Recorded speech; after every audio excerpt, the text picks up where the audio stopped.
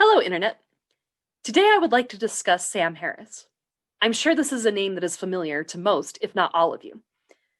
Now, I want to make it clear before I get started, I have the utmost respect for Sam. And I'm sure if I were in a conversation directly with him, he would run circles around me with his logic. But there is one argument that I have heard many theists make that, at least as far as I can tell, I have never heard Sam respond to properly. And I would love to see if, first of all, I can properly articulate what the theist argument is that Sam's not responding to.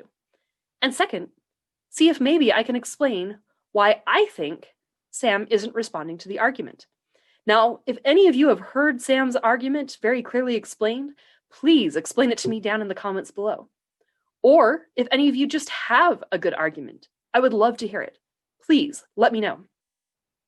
So, let me first see if I can articulate the argument and why Sam isn't responding to it. In fact, maybe I'll reverse that.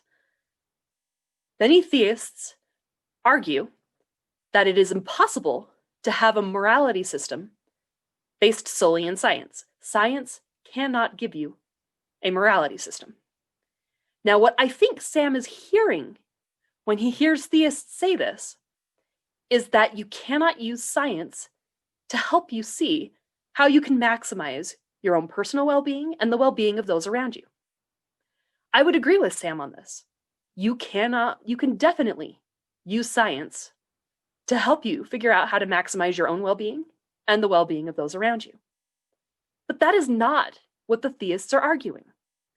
The theists are arguing that science cannot give you the goal. Sure, once you have the goal, science can help you get to the goal. But science itself cannot tell you how to value one goal over another goal.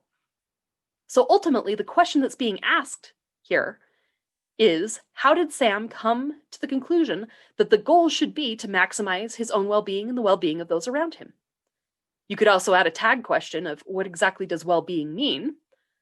And maybe we'll get into that, maybe we won't, we'll see. But once you've got that target, you could absolutely use science to help you get to that target. But science can't tell you what the valid targets are.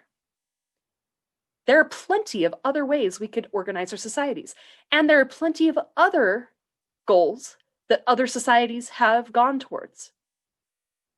If you want to look at Sparta, Nazi Germany, Rome, you will discover that there are many, many other goals that people have moved towards. And I can't see, from where I'm sitting, how science could tell you how any one of those goals is any better than the others. Do you want to maximize pleasure? Do you want to maximize the strength of our species? Do you want to protect the world from the human race? There are many, many alternative goals that you could have. And while I believe that maximizing well-being for myself and for others around me is a really good goal to have, especially if you define well-being properly, I cannot logically see any reason why that should be my goal from just science alone. My reason for believing in that is fully 100% founded in a society that is founded on traditional Judeo-Christian values. It is traditional Judeo-Christian values that tell me that this individual is valuable and that every single individual in society is valuable and that we should maximize our well-being and our impact on society in a positive way, whatever that means. But as soon as I throw my Judeo-Christian foundation out, every other goal becomes equally valid. Now, once again, maybe I'm missing something. But honestly, the only argument other than the fact that my religion tells me so, that I can come up with that supports this idea of it's a good thing to maximize well-being, comes from it's intuitive. But that's not scientific. Why is it intuitive? Is it intuitive just because that's the way I've been raised? Is it intuitive because that's just what the society around me believes? And once again, that society is founded in a traditional Judeo-Christian background? Or is it possible that each of us has some kind of conscience that instinctively knows what's good and evil? But once again, that's going to a kind of a religious background. Whatever level you want to call that religion. It's still, once again, not based in science. In fact, if I'm using only science to come up with the goal that seems the most valid to me is the idea of survival of the fittest. If I look at all of the species around me, that's how most of them organize their lives. And perhaps that would be a really good goal. I don't believe it is because, once again, it conflicts with my Judeo-Christian background. But once I throw that out, I do not see how science can make any goal any better than any other. I go into some stories and some beliefs a little bit deeper in this, but I will say they get a little bit crazy, and the last thing I want to do is trigger somebody on the internet to actually believe something that's dangerous and crazy.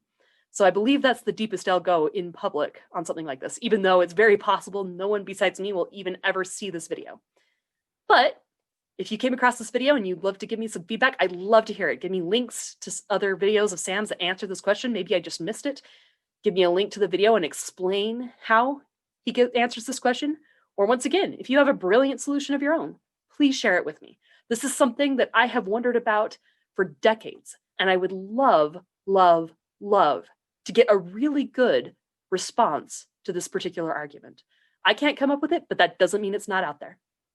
Anyway, thanks again for listening, and have an awesome day.